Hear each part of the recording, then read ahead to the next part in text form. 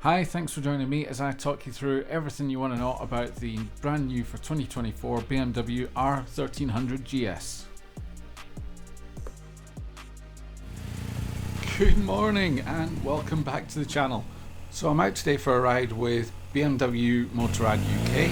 It's part of the 100-year roadshow, so BMW is celebrating 100 years of BMW Motorrad, and they've brought down 14 bikes to bring around all sorts of dealerships. And today this one's being hosted by Bowker Motorrad in Preston, so big thanks to them guys.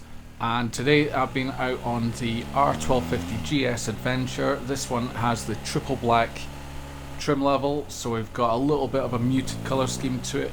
But what I really want to actually talk to you today about is the brand new bike coming out. The replacement for the R1250 GS is going to be the R1300 GS. Coming soon, we're going to be able to see it at their latest shows coming up at the end of the year, so EICMA and the Birmingham NEC show. We're going to be seeing the brand new bike from BMW, this 1300 GS. When I say brand new, this is a full all the way down change. We've got a brand new 1300 engine, so it's still the Boxer twin, but now we've got 1300cc engine in there. The bike also benefits from a brand new subframe. Instead of being sheet metal, a steel frame, that's all gone. We're now into die-cast aluminium for the subframe.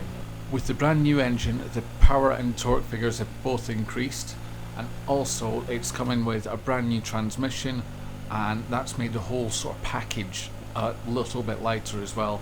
So the bike's actually shifted in regards to higher performance figures, but a lower weight figure, shorter base as well, a little bit more compact. Updates to the suspension as well. We now have an optional dynamic suspension adjustment system, the DSA system, that's going to be able to adjust on the fly your preload and rebound. I quickly talked about the fact that I'm on a triple black bike at the moment, so just a quick one on the trim levels of the bike. You're going to have the basic sort of entry level of the 1300 GS, and that's going to come with cast wheels, so that's one of the things that you're going to look for.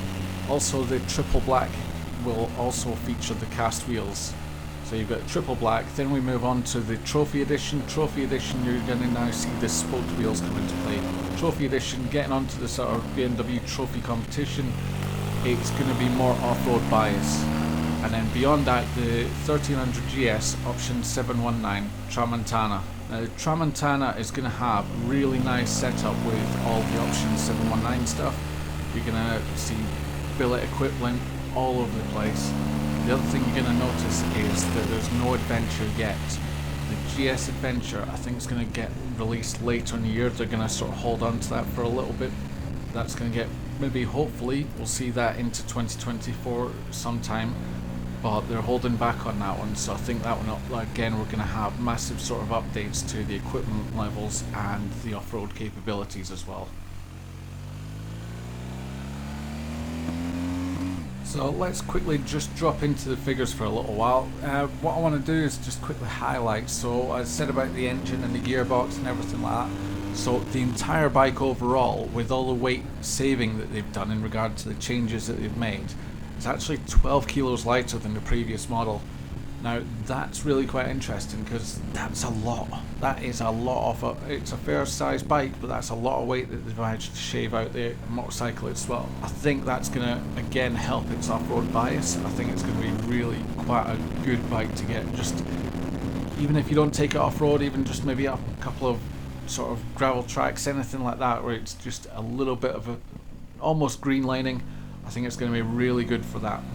And I said about the actual power figures, again with that engine, with the weight saving and everything like that. So the previous engine up at 1250 produced 134 horsepower, and that's now gone up to actually 145 horsepower. So we've got a real strong increase in that power figure. Again, that's going to be coming into the fighting territory of your Ducati and KTM equivalents in the market. We've also seen a marginal increase in the actual torque figure, so that's gone from 143 to 149 newton meters, and again that's just a nice little, just pushing those figures up and really sort of clawing towards the other two competitors in that field. When you're talking about the big KTM, the big Ducati, we're actually getting up closer to their figures. Now we don't have to properly chase those figures, because when it comes to sort of off-road prowess, there's only so much horsepower you can put through. The real breaking point is the traction, so it's at that point of when you start losing traction depending on what surface you're riding on. Now with the updates to the suspension, we're also getting riding modes as well. So we've got new engine, new suspension, and we're going to get the riding modes to sort of complement those. So you're going to have your rain and road modes for on tarmac. You're also going to have an eco mode as well to eke as much sort of mileage out of the tank as possible to really extend that range. You're also going to have an enduro mode just to make that off-road experience just a little bit sort of nicer, just tweak it all really for that sort of just off-road bias. And with all that computer equipment, we are getting a load more tech into this bike.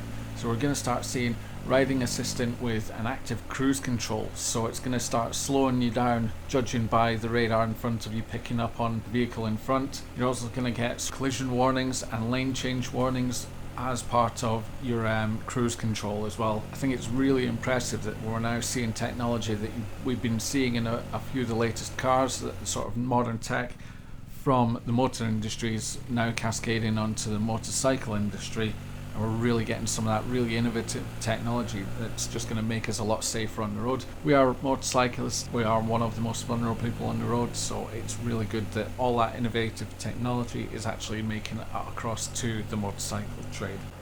And a couple of nice little things that have been nice to have on the previous models are now sort of standard equipment now. So we're going to have the heated grips, the keyless system are all sort of standard, and your cruise control as well is also going to be sort of full on actually standard across the range. But I really do like the new design of this bike. I really think it looks sharp. I love the new headlight matrix. I think that LED system looks just beautiful.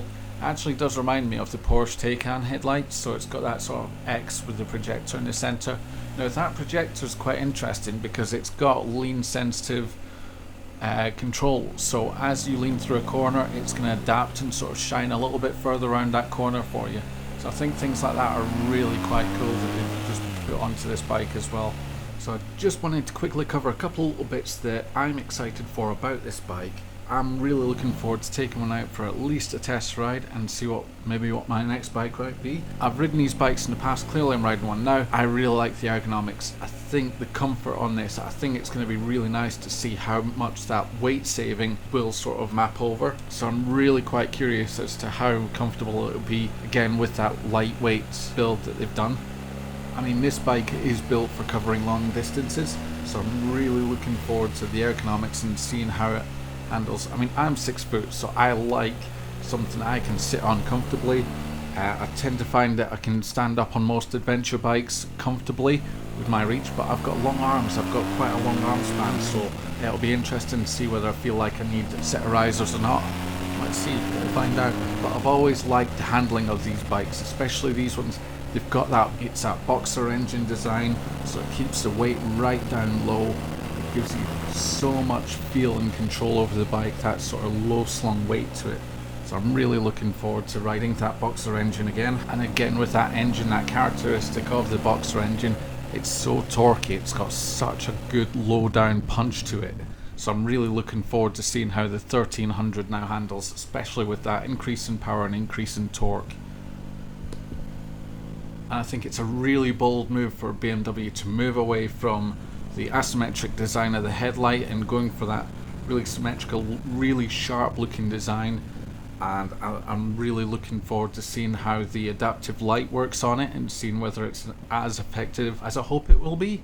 I really hope it will be a good little feature on like the cold winter nights when it gets dark early. Now I know BMW have targeted this at specifically its experienced riders, it's people that like to go on long adventures, long rides, long touring rides and getting that long distance coverage. So I think it's going to be a solid performer for those that are looking for like the adventure enthusiasts, really, the people that want to get out there and travel the world. And obviously this is a world conquering bike, and I really think it's going to now appeal to those that are really sort of tech savvy. I really think it will appeal to those that like all the features. So things like the adaptive cruise control is going to sort of appeal to those that like all the little features like that. And let's face it, BMW as a brand have done some brilliant features on their cars, and I love how that's now being mapped across to the motorcycles.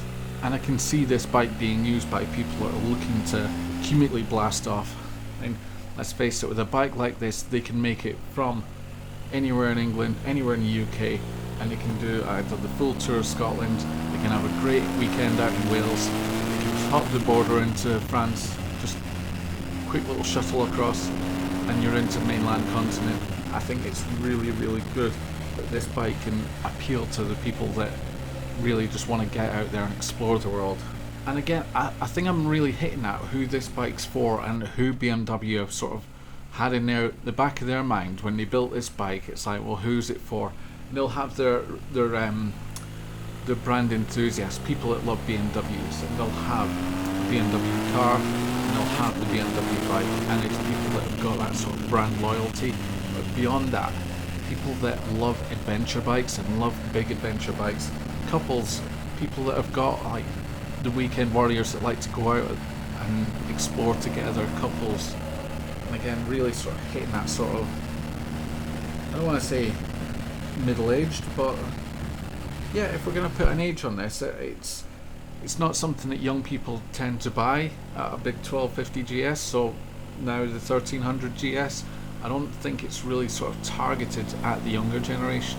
I think this is just going for the masses of the middle-aged demographic that they love the BMWs, they love the reliability, they love the distance that they can cover on these bikes. And again, you're going to have those people that like to go two-up riding on this, where the partner is going to be completely comfortable on the back of the bike, and they can do long distances without having any issues with the pillion. I think this bike's going to really appeal to the passionate riders that really want to get out there and actually cover the world in great distances. And I think this bike's going to do that trick just right.